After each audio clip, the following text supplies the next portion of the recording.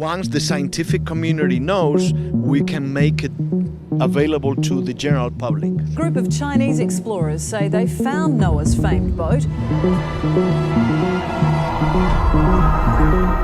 We want the general public to know our findings, but at this point it's too early to know what we are going to find. High on Mount Ararat in eastern Turkey, there is a baffling mountainside anomaly, a feature that one researcher claims may be something of biblical proportions. Images captured by aircraft, intelligence-gathering satellites, and commercial remote sensing spacecraft are providing fuel for an intense examination of the curious anomaly that has been drawing a lot of attention.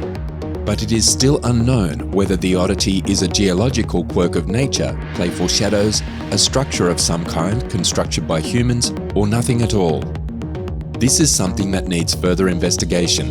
Whatever it is, the anomaly of interest can be found at an altitude of 15,300 feet, 4,663 meters, on the northwest corner of Mount Ararat, where it is almost completely covered by glacial ice.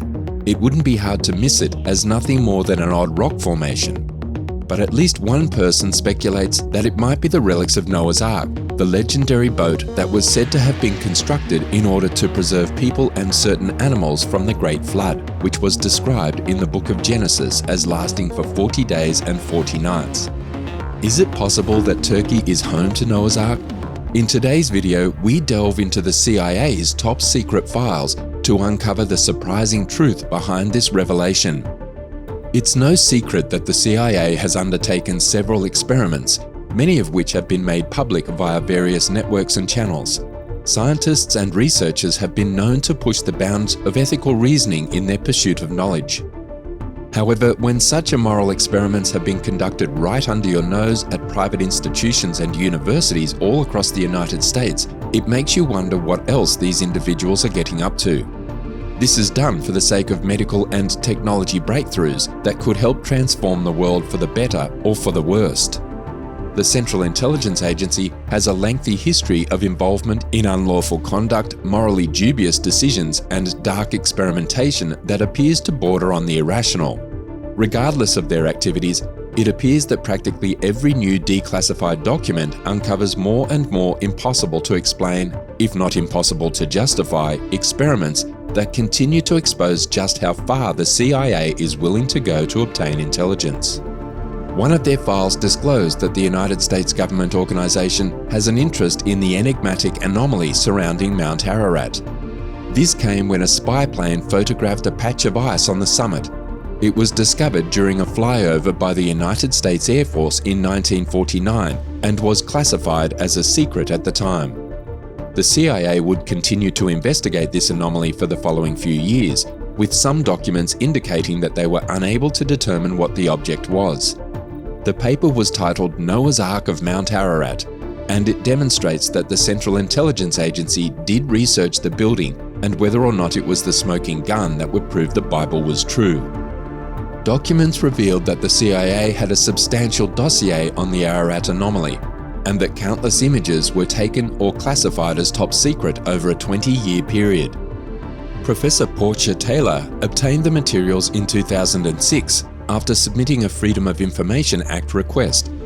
Portia Taylor, an associate professor of paralegal studies at the University of Richmond School of Continuing Studies in Virginia, has been searching for the Ararat anomaly for 13 years. Taylor has worked as a national security analyst for almost 30 years, including 5 years as a senior associate at the Center for Strategic and International Studies, CSIS, in Washington, D.C. I've got newfound optimism as far as my continuing push to have the intelligence community declassify some of the more definitive type imagery, Taylor told the media.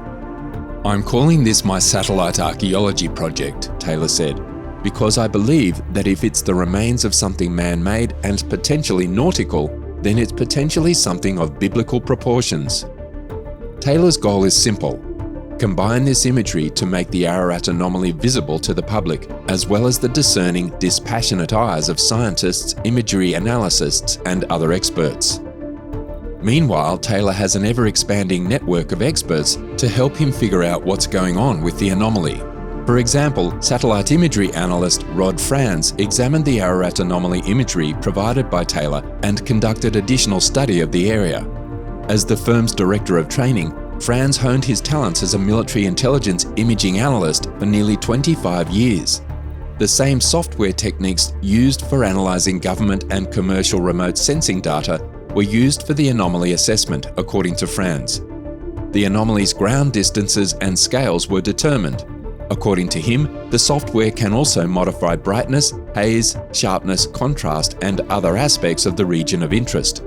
Along with many other image manipulation functions, I also used the pseudo-color function, trying to determine if I could detect anything under the ice and snow, Franz explained.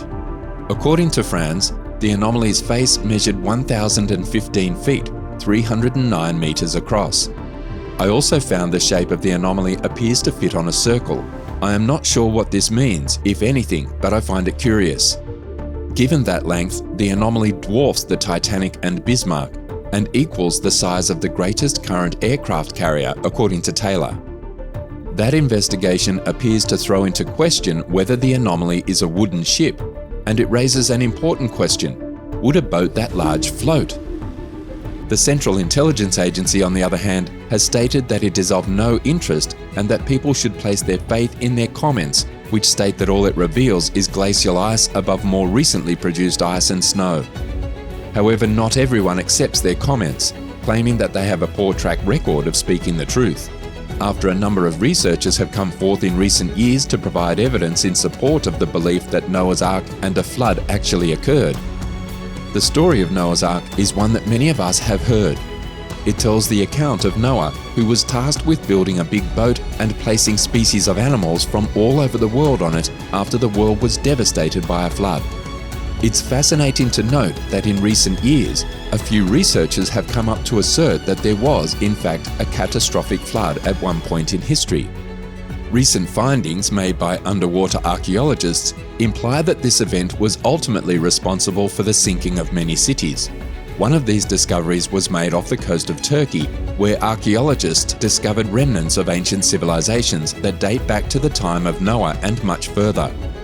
One thing that I find fascinating is the fact that many different civilizations tell stories about a massive flood, and some of these stories are even documented. Some scientists don't genuinely question whether or not this took place, but they have expressed the possibility that it wasn't as catastrophic as was assumed, for instance. Researchers have suggested that rising water levels occurred in this region approximately 7,000 years ago, which lends credence to the idea that the Great Flood may have been caused by the flooding of the Black Sea. Again, experts are aware that there was an event that caused cities to sink. After all, several old submerged towns have been unearthed in recent years. However, opinions vary widely over the severity of the event, and nobody can seem to come to a consensus. Other photographs of the location have been obtained, adding to beliefs that more effort is needed to figure out what this structure is. It's reported to be the first glimpse on Mount Ararat where the structure may be located, and this has led others to speculate that there could have been multiple boats. The premise behind these assertions is that some believe the boat might have survived on the mountain, with other theories claiming that the mountain's climate helped keep some of its original shape. We don't know if Noah's Ark will ever be discovered, but it's worth noting that Mount Ararat is built on volcanic rock. Mount Ararat is a stratovolcano, which is a big, conical-shaped volcano composed of one layer of hardened lava and volcanic ash. The region is made up of two layer volcanoes known as the Greater Ararat and the Lesser Ararat. The Greater Ararat's huge size also provides a problem for the Ark theory, as it stands at a height of almost 16,000 feet. According to specialists, even if the Great Flood was accurate, there would not be enough water to reach this level. The next issue is that in 1840, an eruption occurred, engulfing the mountain and surrounding area in volcanic ash. The second thing academics said was that a wooden structure would have been demolished quickly upon hit, assuming the structure was even there in the first place. Some have stated that it is apparent that we will never find Noah's Ark on this mountain. These same individuals remarked that it is also feasible that Noah's Ark will never be discovered. Some experts, however, believe that the volcano may have missed the structure and that it is still resting on the mountain. A team of researchers even came forward claiming to have discovered substantial proof of the construction in the form of wood discovered inside the anomaly. They argue that this was a component of the original structure and that it proves the story is true. A 15-person team unearthed it, and they claim radiocarbon dating confirmed the wood is over 4,800 years old.